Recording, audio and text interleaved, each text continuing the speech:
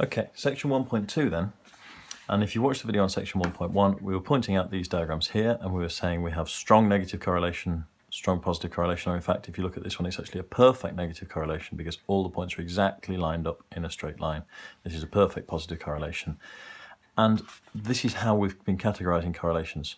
Strong negative, weaker negative, no correlation at all, weakish positive to stronger positive to perfect positive correlation. And there's just 5 graphs here, but you can imagine extra graphs drawn in to make this a longer sort of line of little sketches.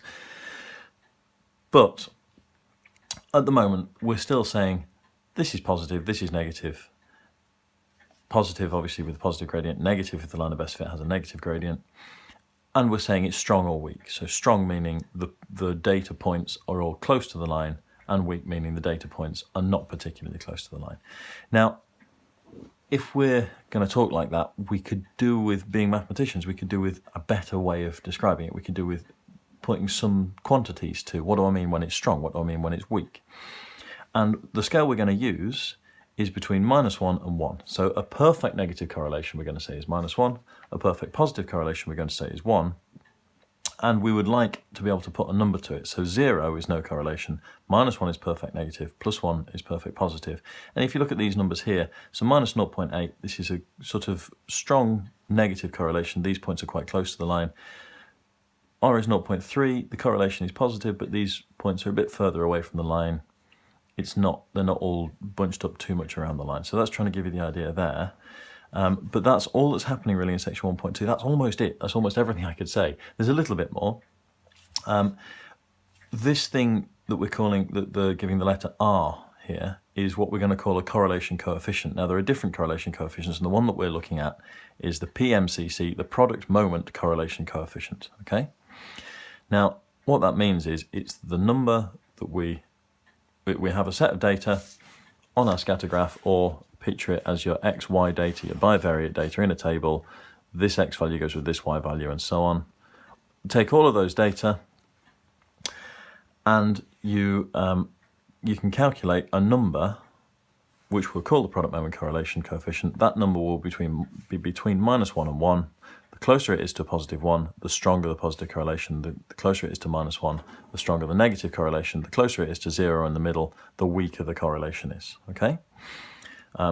Now, I say that that's pretty much all I can say because we're not actually going to learn how to calculate that other than it's on your calculator, okay? Now, as it happens, I don't have a calculator with me as I'm doing this video. I'll try and put another calculator video together that just shows you on the calculator that most of us have got. But on a graphical calculator, there will be a function which will find for you the product moment correlation coefficient. So the way that this will work in an exam is you will enter the x data and the y data in a table, and you'll press whatever buttons you need to get the command on your calculator to find the product moment correlation coefficient between x and y, and it will give you a number between -1 and 1. And then we can go on to say, well, that means that this is a positive correlation or a negative correlation, a strong positive or a strong negative or a weak positive or a weak negative, or that number is so close to 0 that we're going to call it as a no correlation situation, okay?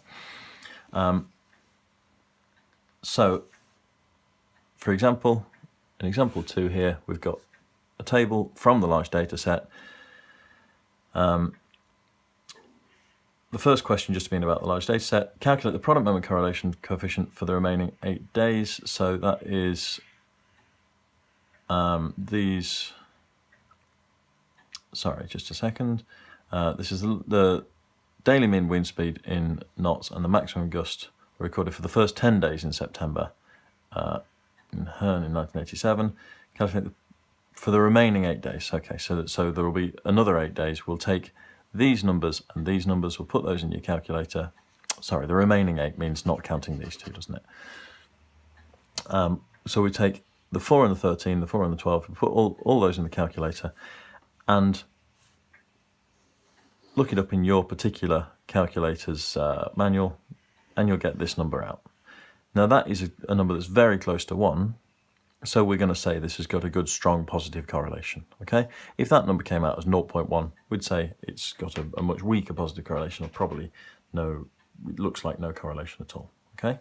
Now you might be thinking, there's not very much in this particular section, and you're quite right, there isn't very much in this section, just learning how to use that calculator and reminding you about correlations. So I'll do section 1.3 in a separate video, just for the sake of it being a different section.